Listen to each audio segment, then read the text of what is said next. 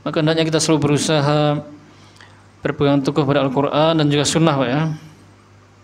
Selalu membacanya, mempelajarinya, mengamalkannya. Hidup kita akan bahagia dan selamat di dunia akhirat.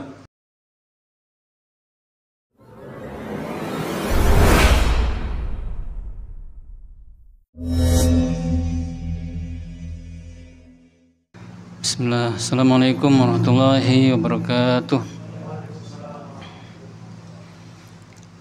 Alhamdulillahi rabbil alamin. Asyhadu an la ilaha illallah wahdahu la syarikalah wa asyhadu anna Muhammadan abduhu wa rasuluh. Allahumma shalli wa sallim ala nabiyyina Muhammadin wa ala alihi wa ashabihi ajma'in. Amma ba'du, fa ya ibadallah ittaqullaha haqqa tuqatih wa la tamutunna illa wa antum muslimun. Kaum muslimin wal muslimat rahimakumullah. Kita lanjutkan kajian kita membahas kitab Usulun fit Tafsir yang ditulis oleh Syekh Muhammad bin Shalih Al-Utsaimin rahimahullah. Beliau mengatakan,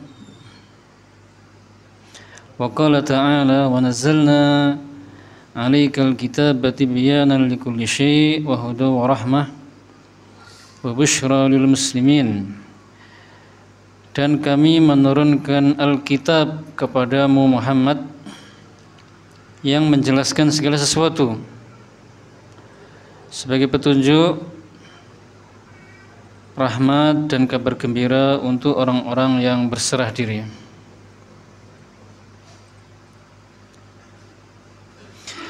Pembahasan kita masih tentang sifat-sifat Al-Quran, Pak ya.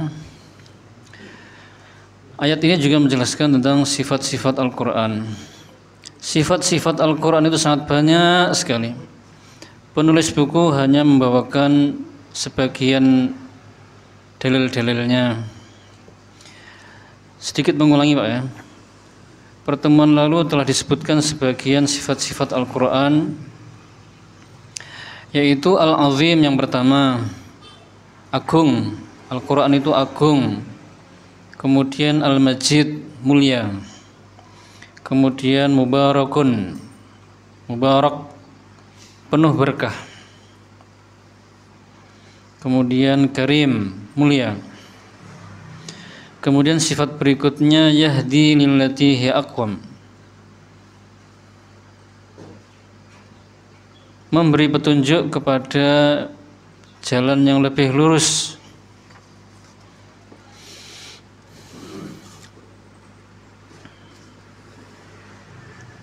Sifat berikutnya adalah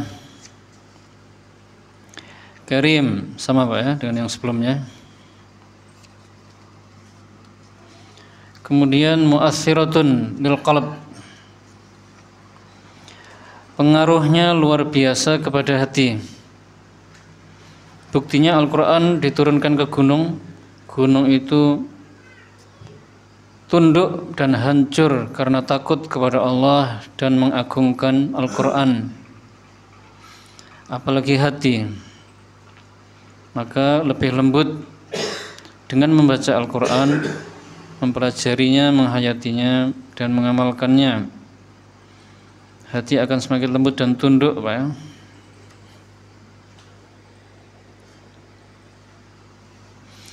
Kemudian sifat berikutnya, Al-Quran itu menambah keimanan untuk orang yang beriman dan menambah kekufuran untuk orang yang munafik dan orang yang kafir. Serta Al-Quran itu memberikan kegembiraan kepada orang yang beriman dan memberikan rasa sakit dan sedih kepada orang-orang yang munafik dan orang-orang yang kafir. Sifat berikutnya adalah munzir, memperingatkan, liunzirakum bihi wa man balagh. Sifat berikutnya adalah wajahidhum bihi jihadan kabira, melawan orang-orang kafir. Karena melawan orang-orang kafir itu ada dua macam, Pak. Dengan senjata, yaitu jihad di medan perang melawan mereka, saling berhadapan, perang. Yang kedua, melawan orang kafir dengan dalil dan hujjah. Di antara dalil dan hujjah yang paling kuat untuk melawan mereka adalah Al-Quranul Karim. Sifat berikutnya yang ayatnya tadi kita baca, wa nazzalna 'alaikal kitaba tibyanan likulli syai'. Sifat berikutnya adalah tibyanan likulli syai', menjelaskan segala sesuatu. Jadi Al-Qur'an menjelaskan sesuatu, segala sesuatu yang dibutuhkan oleh manusia untuk kebahagiaan mereka di dunia dan akhirat. Menjelaskan segala sesuatu ini tidak harus detail sedetail-detailnya. Karena dia kitab suci, Pak ya.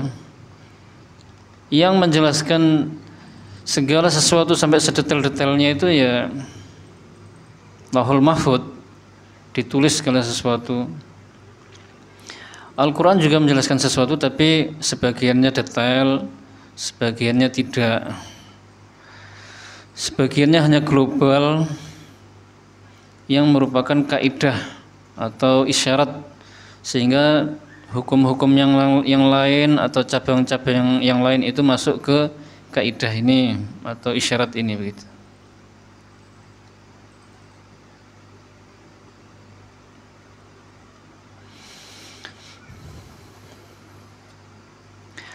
Pernah ada seseorang bertanya kepada temannya, katanya Al-Quran itu menjelaskan segala sesuatu. Coba dalilnya mana dari Al-Quran? Bahwasanya Al-Quran itu menjelaskan tentang cara membuat roti yang sedang kita makan ini, yang enak ini. Akhirnya teman yang ditanya ini karena dia cerdas, akhirnya memanggil kokinya, Pak ya. Kokinya yang bagian membuat roti itu dipanggil dan ditanya, gimana cara membuat roti yang enak ini ya? Coba jelaskan begitu. Akhirnya jelaskan.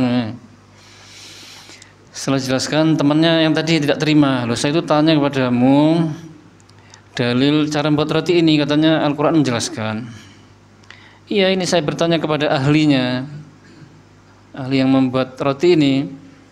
Karena Allah berfirman, fas'alu ahla dzikri in kuntum la ta'lamun. Bertanyalah kepada ahlinya. Bertanyalah kepada orang yang berilmu jika kamu tidak mengetahui. Nah, sedangkan yang membuat roti ini ahlinya, gitu ya. Jadi perkara dunia pun juga dijelaskan oleh Al-Quran. Cara membuat roti, cara membuat pesawat, cara membuat rumah yang bagus dan kokoh, tanyalah kepada ahlinya.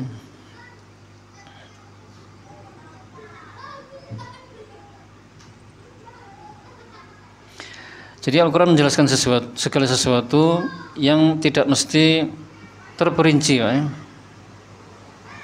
Seperti tadi contohnya. Kemudian contoh yang lain misalnya terkait syariat atau hukum,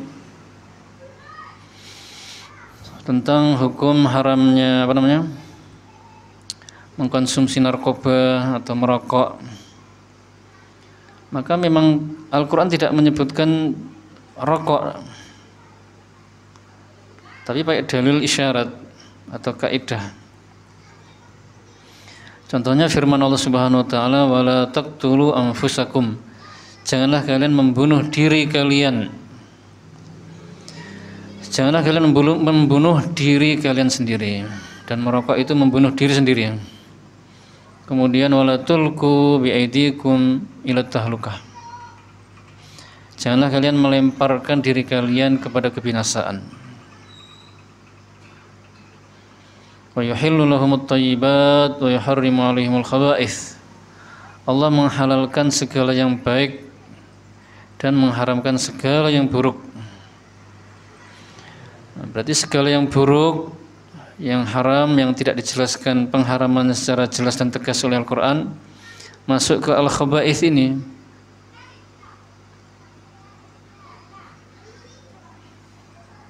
makanan-makanan yang menjijikkan, yang kotor, termasuk juga merokok, itu juga masuk ke situ.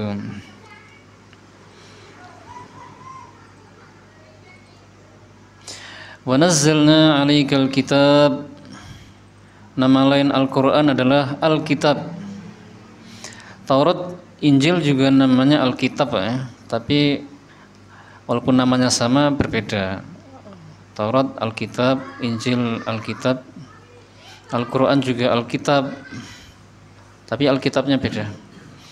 Wa nazzalna 'alaika Alkitab, kami menurunkan Alkitab, Al-Quran kepadamu Muhammad. Ini menunjukkan Allah itu di atas, Pak. Karena nazzalna, kami menurunkan, yang namanya menurunkan berarti dari atas ke bawah. Kemudian sifat berikutnya adalah wahudan, petunjuk. Petunjuk bagi siapa? Petunjuk bagi seluruh manusia. Al-Quran itu bukan hanya petunjuk untuk orang yang bertakwa, bukan hanya untuk orang-orang muslim, tapi juga untuk orang-orang seluruhnya. Kalau di ayat ini memang hudan lil muslimin, sebagai petunjuk bagi orang-orang muslim. Tapi kalau di ayat yang lain hudal linnas, sebagai petunjuk bagi manusia. Bedanya apa? Kenapa dibedakan? Karena hanya orang-orang muslim dan yang bertakwa saja. Hudal lil muttaqin, karena merekalah yang menerima Al-Quran dan mengamalkannya. Sedangkan manusia yang lain yang tidak beriman, mereka hanya mendengarkan Al-Quran. Mereka hanya diberi petunjuk saja, tapi mereka tidak mau menerima. Gitu Pak ya bedanya ya. Sehingga ayat ini dan ayat itu tidak bertentangan, dikompromikan, digabung. Kesimpulannya seperti itu.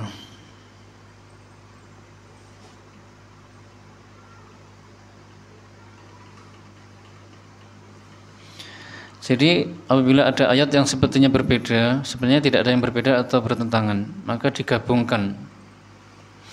Kemudian kalau seandainya seperti betul-betul bertentangan dan tidak bisa digabungkan, berarti yang satunya itu mansuh, istilahnya begitu, dihapus oleh ayat yang satunya.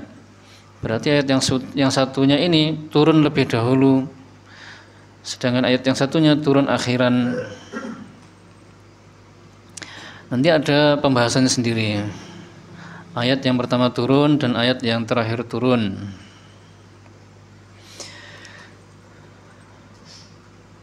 Tapi ayat yang dimansuh itu belum tentu mansuh ayatnya Pak ya, lafadznya. Karena yang dimansuh, yang dihapus itu ada beberapa macam. Ada yang dihapus lafadznya, hukumnya masih berlaku.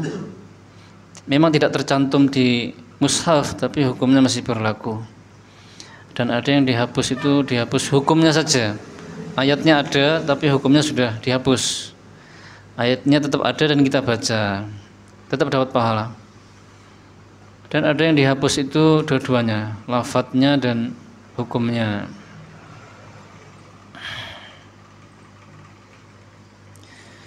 Sifat berikutnya adalah rahmat, kasih sayang. Untuk siapa? Lil muslimin. Kalau untuk orang-orang kafir atau orang-orang munafik tidak Pak ya, karena mereka diperingati dengan Al-Quran, mereka tidak suka.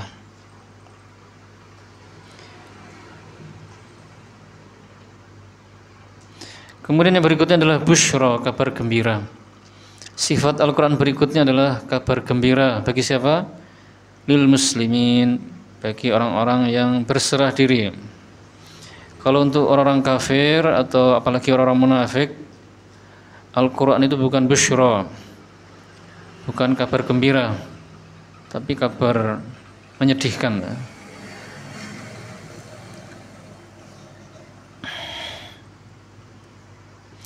Sifat berikutnya adalah wa qala ta'ala wa anzalna ilaikal kitaba bil haqqi musaddiqan lima baina yadayhi minal kitabi wa muhaiminan 'alaihi fahkum bainahum bima anzalallah. dan kami menurunkan Alkitab kepadamu Muhammad yang membawa kebenaran, yang membenarkan kitab-kitab sebelumnya dan sebagai hakim penentu bagi kitab-kitab terdahulu atau sebelumnya. Maka berhukumlah kalian dengan apa yang diturunkan oleh Allah Subhanahu wa taala. Di dalam ayat ini disebutkan sifat Al-Quran berikutnya adalah musaddiqan lima baina yadayhi, membenarkan kitab-kitab terdahulu, Taurat, Injil, Zabur, Suhuf Ibrahim, Suhuf Musa, dan kitab-kitab Nabi yang lainnya, Pak ya. Makanya disebutkan kitab Taurat, Injil, Zabur, dan kitab yang lain secara umum bahwasanya nabi-nabi dahulu, setiap nabi diberi kitab.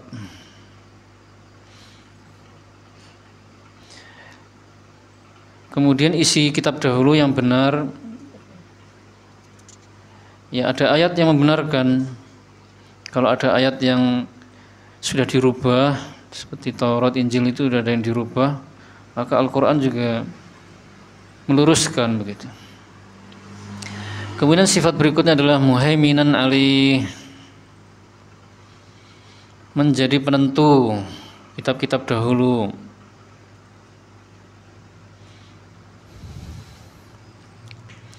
Menjadi penentu benar tidaknya kitab-kitab dahulu, serta maksudnya adalah nasikhun lima sabaqahu minal kutub, menghapus kitab-kitab dahulu dan syariat-syariat dahulu, sehingga kitab-kitab dahulu itu sudah tidak berlaku lagi di zaman sekarang, Pak. Tidak boleh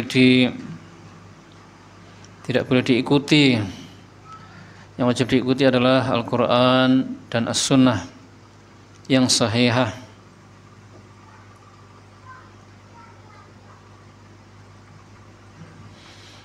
Apakah syariat dahulu ada yang menjadi syariat kita? Ada. Tapi intinya kitab dahulu dan syariat dahulu dihapus. Kalau ada syariat yang sama, itu menjadi syariat kita. Syariat dahulu juga merupakan syariat kita. Dan kita kalau mengamalkannya ya mendapatkan pahala. Seperti misalnya khitan, itu kan sudah ada dari dahulu. Kemudian berkorban, itu sudah ada sejak zaman Nabi Adam. Salat, puasa itu juga syariat dahulu. Yang dihapus adalah tata caranya berbeda. Salatnya berbeda, jumlah rakaatnya, kemudian puasanya juga berbeda.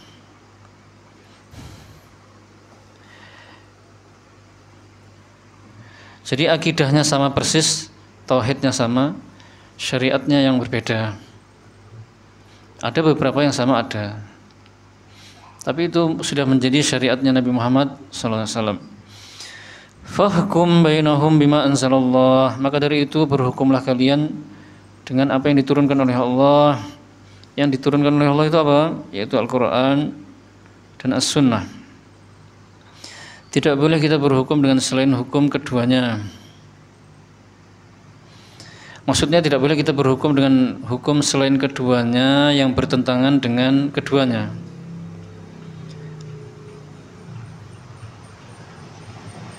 Kalau bertentangan tidak boleh.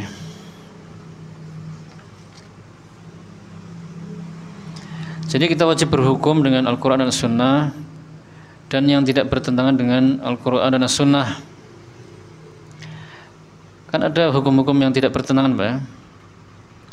Mungkin hukum-hukum dari pemerintah, atau mungkin Pak RT, atau berikan aturan begini-begini, dan itu untuk kebaikan masyarakat, kemaslahatan masyarakat. Tidak bertentangan, tidak masalah. Wajib bagi kita mentaati selama tidak mungkar. Kemudian peraturan-peraturan di sekolah untuk siswa dan santri, nah, itu baik.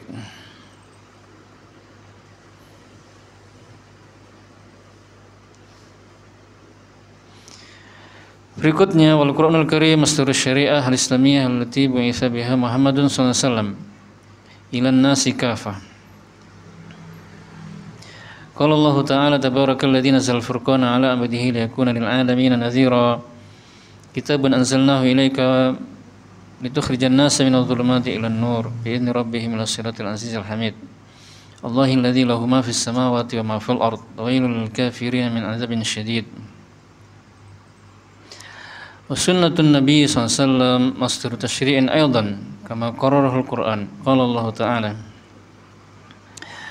Man yuti'ir rasul faqad ata'a Allah wa man tawalla fama arsalnaka 'alaihim hafidha. Apa namanya? Mungkin ada yang ngantuk. Dibacakan dengan irama sedikit.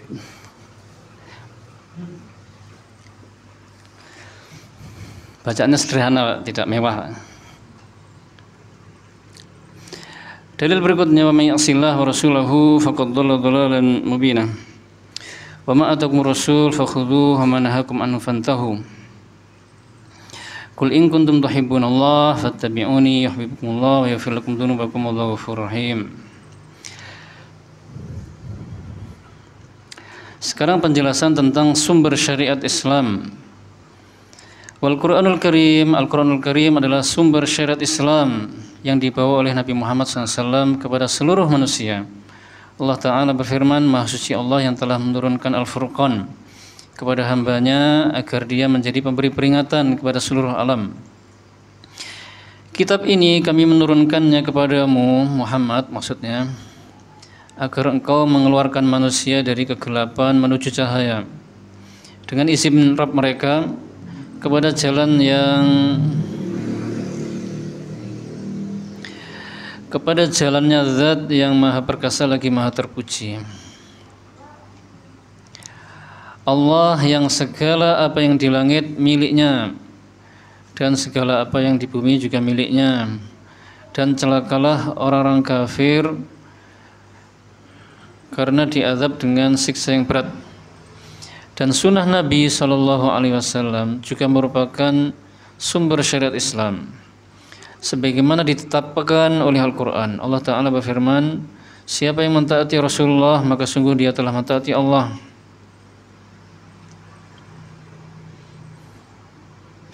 Dan siapa yang berpaling maka kami tidaklah mengutusmu Muhammad menjadi pemelihara bagi mereka. Siapa yang bermaksiat atau durhaka kepada Allah dan Rasulnya maka sungguh dia telah tersesat dengan kesesatan yang nyata. Apa saja yang diberikan oleh Rasulullah kepada kalian maka ambillah, dan apa saja yang dilarangnya kepada kalian maka tinggalkanlah.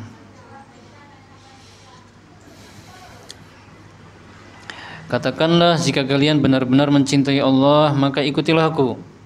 Niscaya Allah mencintai kalian dan mengampuni dosa-dosa kalian, dan Allah Maha Pengampun lagi Maha Penyayang. Jadi Al-Quran dan As-Sunnah itu maksudnya sunnah yang sahihah, dan sunnah itu nama lainnya adalah hadis, al-hadis atau hadis, yang merupakan perkataan Rasulullah, perbuatan beliau, dan takrir beliau, serta sifat beliau, baik itu sifat fisik maupun sifat akhlak. Jadi Al-Quran dan hadis yang sahih atau yang derajatnya minimal hasan merupakan sumber syariat Islam yang dibawa oleh Nabi Muhammad SAW, yang beliau itu diutus kepada seluruh manusia. Apakah hanya kepada seluruh manusia saja? Tidak, tapi kepada seluruh manusia dan juga kepada seluruh jin sampai hari kiamat. Mana dalilnya? Kalau Al-Quran itu sumber syariat Islam dan beliau itu diutus kepada seluruh manusia dan jin, yaitu firman Allah Ta'ala, Tabarakalladzi nazzala al-furqana 'ala 'abdihi liyakuna lil 'alamin nadhira. Maha suci Allah yang telah menurunkan Al-Furqan. Al-Furqan itu nama lain dari Al-Quran. Al-Furqan punya banyak nama, di antaranya Al-Furqan. Kenapa Al-Quran dinamakan Al-Furqan? Karena dia membedakan antara yang hak dengan yang batil, membedakan antara kekasih-kekasih Allah dengan musuh-musuh Allah. Al-Furqan Allah turunkan kepada hambanya. Hambanya ini kembali kepada Nabi Muhammad sallallahu alaihi wasallam. Ini menunjukkan beliau itu hamba, menyembah Allah semata, tidak boleh disembah, tidak boleh dijadikan Tuhan, tidak boleh dikultuskan, diagungkan melebihi kedudukan yang telah Allah berikan kepada beliau. Agar dia Muhammad menjadi pemberi peringatan lil alamin, kepada seluruh alam. Para ulama menafsirkan kepada seluruh alam maksudnya alam jin dan manusia. Dalil berikutnya, kitabun anzalnahu ilaika litukhrijan nasa minadh dhulumati ilan nur bi'izni rabbihim ila siratil azizil hamid Allahilladzi lahu ma fis samawati wa ma fil ard wailul lil kafirin min adzabin syadid. Kitab ini maksudnya Al-Qur'an, kami menurunkannya kepadamu Muhammad agar engkau mengeluarkan manusia dari kegelapan menuju cahaya. Jadi Nabi Muhammad itu mengeluarkan manusia dari kegelapan menuju cahaya. Apakah Nabi Muhammad saja? Tidak. Selain Nabi Muhammad atau As-Sunnah, Al-Quran juga demikian, mengeluarkan manusia dari kegelapan menuju cahaya, dari kesyirikan menuju tauhid, dari kekufuran kepada keimanan, dari bid'ah kepada sunnah, dari kebodohan menuju ilmu, dari maksiat kepada ketaatan. Dan celakalah orang-orang kafir, mereka mendapatkan siksa yang berat. Kenapa? Karena mereka tidak menjadikan Al-Quran sebagai pedoman hidup dan sumber syariat Islam. Kemudian juga sunnah merupakan sumber syariat. Jangan sampai dilupakan, karena ada sebagian orang seperti orang-orang Qur'aniyun, kemudian ingkarus sunnah, dan ada lagi yang lain tidak saya sebutkan, Pak ya.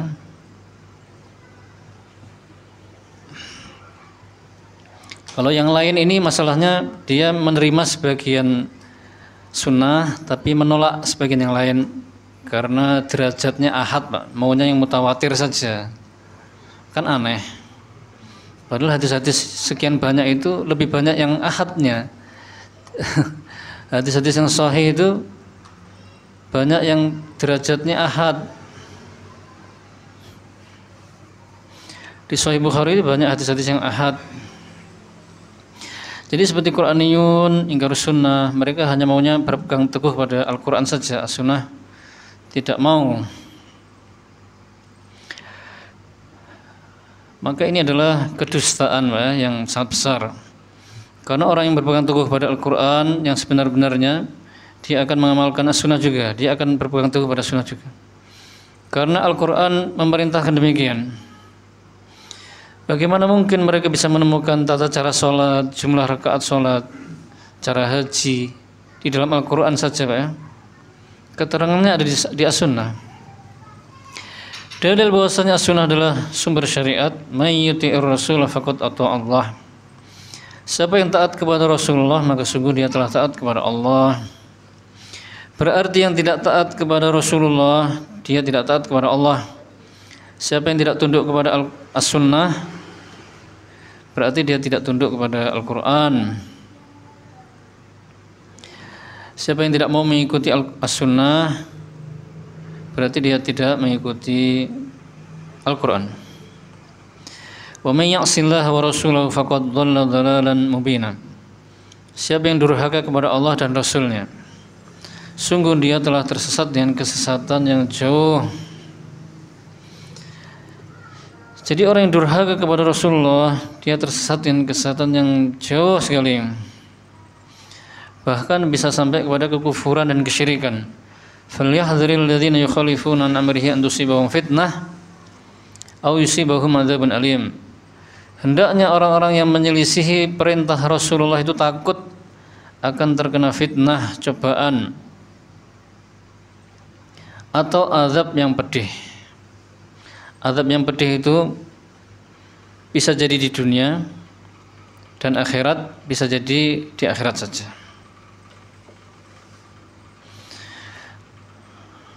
Jadi orang-orang yang melanggar sunnah Nabi, menyelisihinya, bisa terkena azab fisiknya di dunia sebelum di akhirat. Begitu juga dia akan terkena fitnah, penyimpangan dan kesesatan dalam hatinya. Dia akan menyeleweng, bahkan jatuh dalam kekufuran dan kesyirikan gara-gara menyelisihi sunnah perintah Nabi. Maka hendaknya kita selalu berusaha berpegang teguh pada Al-Quran dan juga sunnah, Pak, ya. Selalu membacanya, mempelajarinya, mengamalkannya.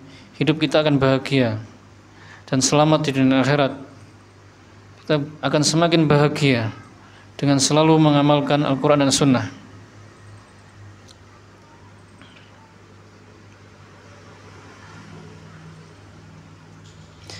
Dalil berikutnya, wa ma atakumur rasul fakhudhuhu wa ma nahakum anhu fantahu. Apa saja yang datang dari Rasulullah, ucapan beliau, perbuatan beliau, akhlak beliau, ambillah, laksanakanlah. Karena semuanya adalah kebaikan untuk kita. Semua ucapan beliau, perbuatan beliau semuanya baik, semuanya ilmu, bermanfaat. Maka kita harus selalu meneladani beliau, mengamalkan sunnah-sunnah beliau. Berikutnya, qul in kuntum tuhibbunallah fattabi'uni yuhibbukumullah wa yaghfir lakum dzunubakum.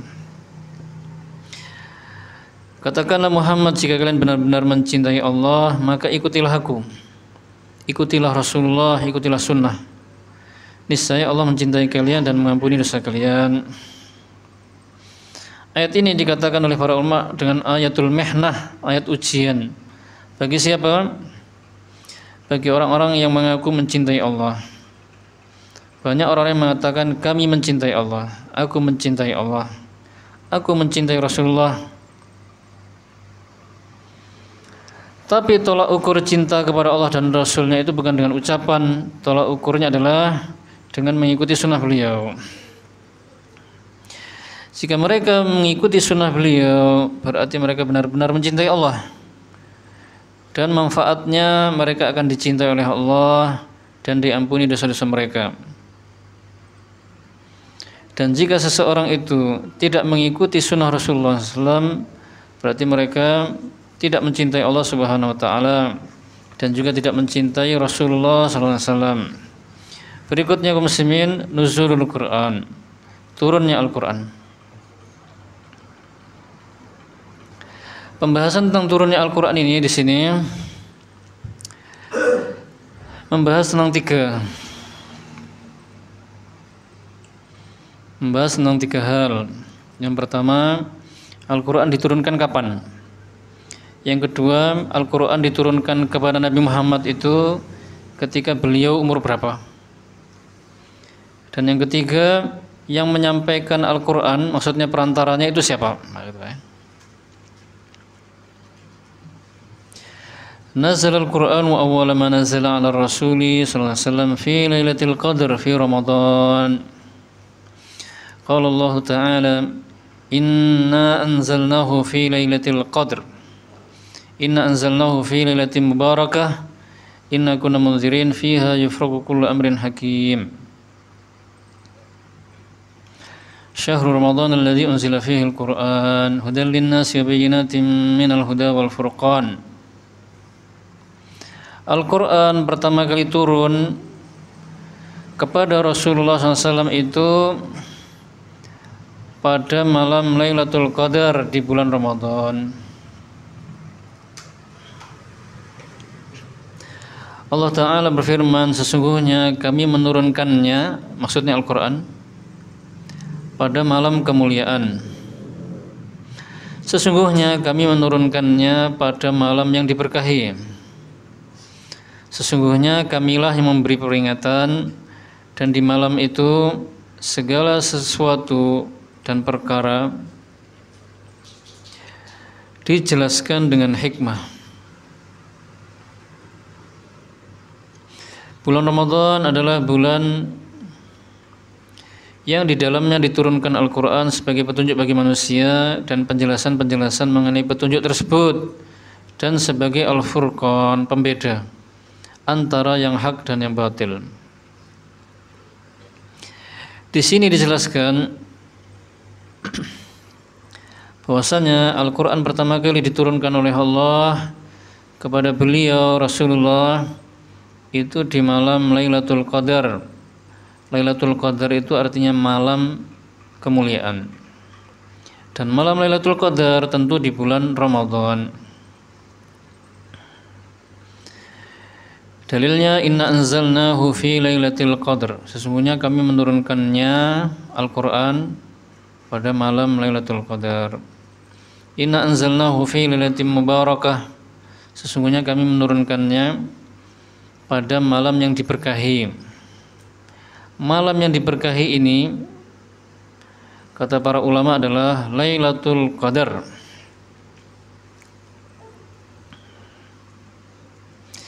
Dalil lainnya adalah syahrul Ramadan alladzi unzila fihi al-Qur'an hudan lin-nasi wa bayyinatin minal huda wal furqan. Bulan Ramadan adalah bulan permulaan diturunkannya Al-Qur'an sebagai petunjuk bagi manusia, penjelasan-penjelasan mengenai petunjuk tersebut, dan sebagai Al-Furqan.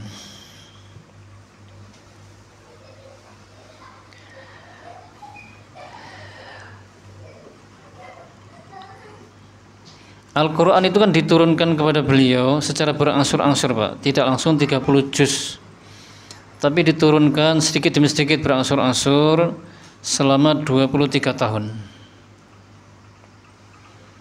pada periode Mekah dan periode Madinah.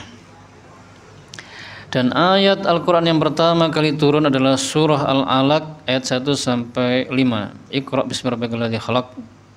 Terus sampai ayat 5, Pak ya. Itu diturunkan ke beliau pada malam Lailatul Qadar di bulan Ramadan.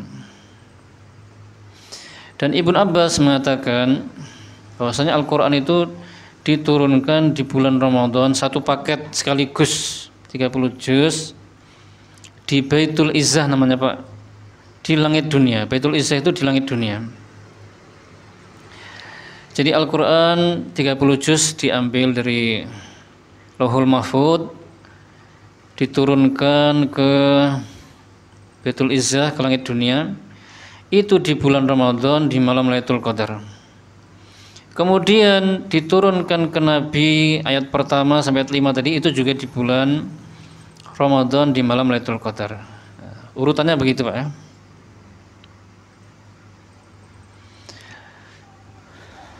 Berikutnya, wa kana umrun Nabi sallallahu alaihi wasallam awwala ma nazzala alaihi 40 salah al-masyhur inda ahli ilm.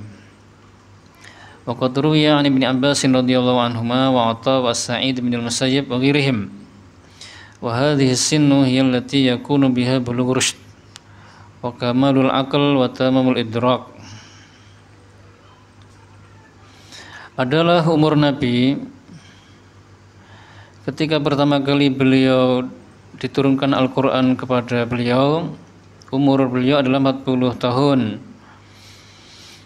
menurut pendapat yang masyhur di kalangan para ulama, dan telah diriwayatkan dari Ibnu Abbas radhiyallahu anhuma, Atha dan Sa'id bin Musayyib dan yang lainnya menjelaskan demikian.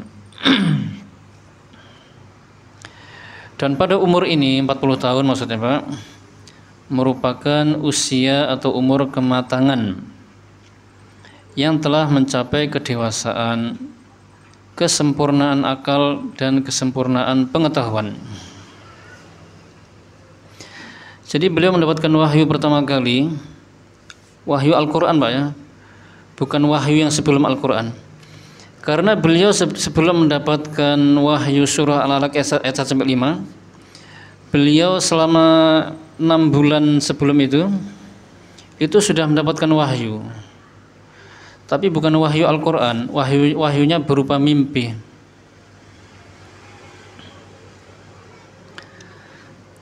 Karena beliau sering mendapatkan wahyu berupa mimpi, akhirnya beliau bertahanus istilahnya, beribadah di Gua Hira,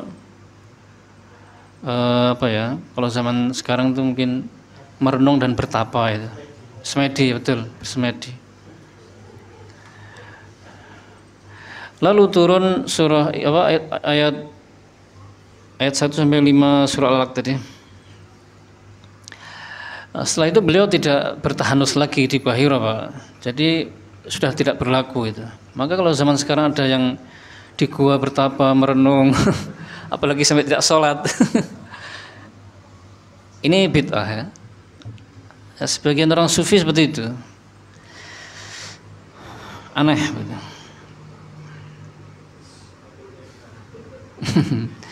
Nah, beliau mendapatkan wahyu surah Al-Alaq tadi ayat 1 sampai 5 itu umurnya 40, Pak.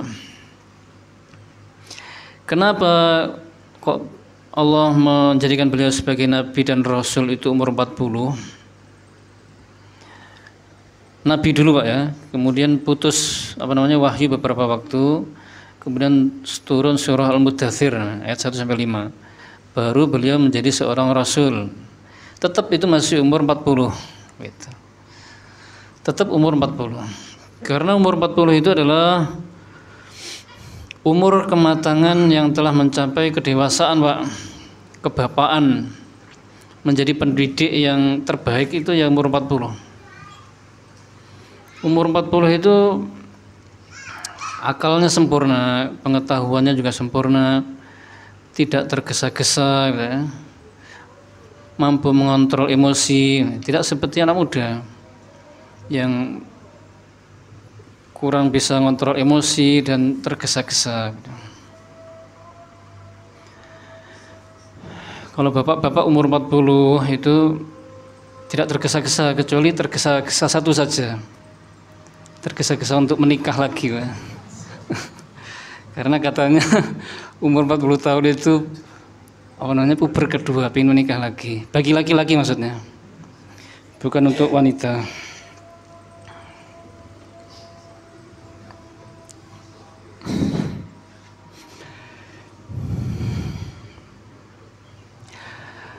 Mungkinkah sebelum umur 40 itu seseorang sudah mencapai kedewasaan atau akal yang sempurna atau pengetahuan yang luar biasa?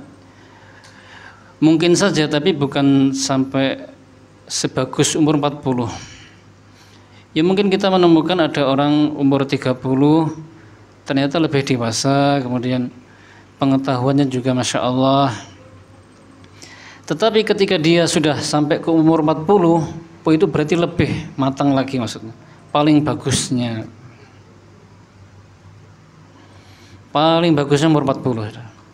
Tapi nanti kalau sudah 50 ke atas ya agak menurun lagi sudah. Kenapa? Iya, 40 itu paling bagusnya. Atau 40 ke atas.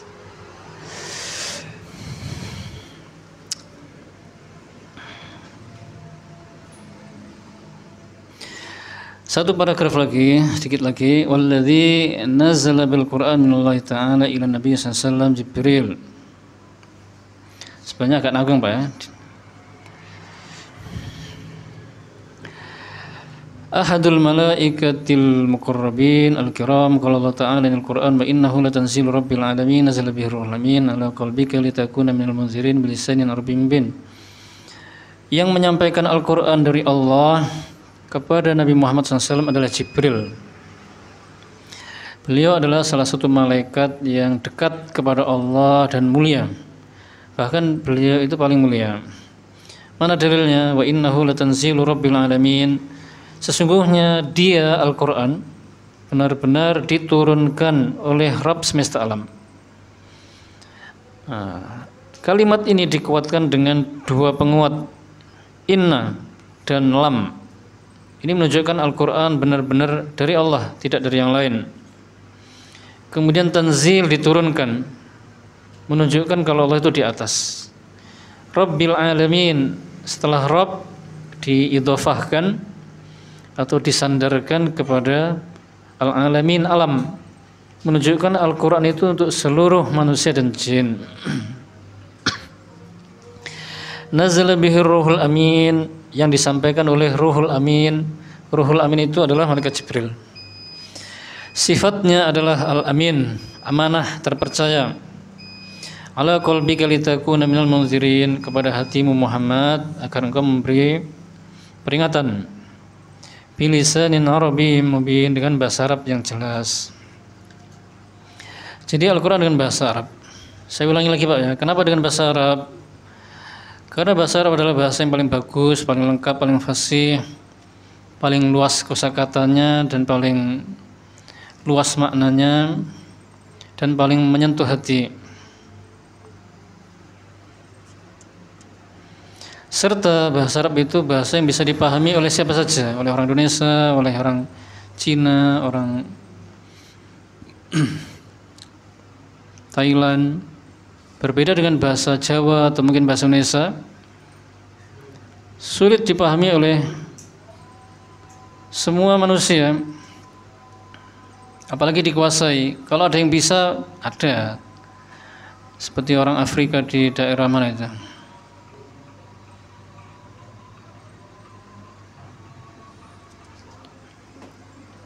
Daerah Niger. Ya. Bisa bahasa Jawa. Bahkan ada lagi orang Afrika mana itu bisa bahasa Jawa dan bahasa Indonesia. Tapi yang lain-lain tidak bisa. Teman-teman yang lain tidak bisa. Sekalian Pak ya, nambah sedikit ya. Wa qad kana li Jibril alaihissalam min sifatil hamidatil azimah minal karmi wal quwwati wal qurb minallahi ta'ala wal makana wal ihtiram bainal malaikah wal amanah wal husn wat taharah ma ja'alahu ahlan li ayyakuna Rasulullah biwahyihi ila rusulihi. Sungguh malaikat Jibril itu memiliki sifat-sifat yang terpuji dan agung. Di antaranya adalah mulia, kemudian kuatnya Masya Allah ya. Di antaranya malaikat Jibril menghancurkan kaum Lut dengan mencabut tanah mereka, bumi mereka sampai ke dasarnya Pak, sampai ke 7 lapis Pak. Kemudian diangkat sampai ke langit dan dibalikkan. Berikutnya, sifat berikutnya adalah dekat kepada Allah, berkedudukan tinggi, kemudian dihormati oleh para malaikat, amanah, baik ini maksudnya baik fisiknya sangat bagus, dan juga akhlaknya sangat bagus. At-taharah, suci, sehingga dia patut atau layak untuk menjadi utusan Allah yang menyampaikan wahyunya kepada rasul-rasulnya. Dalilnya qala Allah Ta'ala innahu laqaulu rasulin karim dzi quwwatin inda dzil arsy makin muta'in sama amin. Sesungguhnya Al-Qur'an adalah benar-benar perkataan Allah yang disampaikan oleh utusan yang karim. Sifat malaikat Jibril yang pertama adalah karim, mulia, yang memiliki kekuatan yang dahsyat Pak, Masya Allah. Inda dzil arsy makin, memiliki kedudukan yang tinggi di sisi Allah Subhanahu wa taala.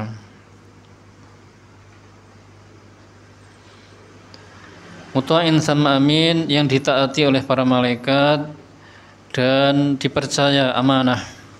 Wa qala ta'ala 'allamahu syadidul quwa dzu miratin fastawa wa huwa bil ufuqil a'la. Yang mengajarkan Muhammad Al-Quran adalah yang sangat kuat. Jadi sifat malaikat Jibril adalah syadidul quwa, sangat kuat. Dzu miratin fastawa. Berikutnya adalah memiliki akal yang cerdas. Berikutnya wa huwa bil ufuqil a'la, dan dia berada di ufuk yang tinggi. Pernah menemui Rasulullah SAW dengan wujud aslinya. Padahal malaikat Jibril berada di atas tinggi, tapi menutup seluruh ufuk Pak ya. Nabi Muhammad melihat ke sana tertutupi semuanya oleh malaikat Jibril, tidak ada celahnya. Wa qala ta'ala qul nazzalahu ruhul qudus min rabbika bil haqq liyuthabbital ladzina amanu wa hudan wa rahmah wa hudan wa busyral muslimin. Katakanlah wahai Muhammad, yang menyampaikan Al-Qur'an adalah Ruhul Qudus. Ruhul Qudus adalah malaikat Jibril. Sifatnya adalah kudus, suci.